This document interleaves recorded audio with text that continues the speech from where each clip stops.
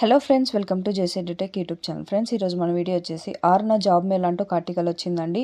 ఈ ఆర్టికల్ సంబంధించి డీటెయిల్స్ అనేది వీడియోలో చూద్దాం. ఫ్రెండ్స్, అకాడమిక్ ఇన్స్ట్రక్టర్స్ అని చెప్పి ఆంధ్రప్రదేశ్ రాష్ట్రంలో ఈ యొక్క తాత్కాలిక ఉపాధ్యాయ పోస్టులకు భర్తీ చేస్తున్నారు కదా.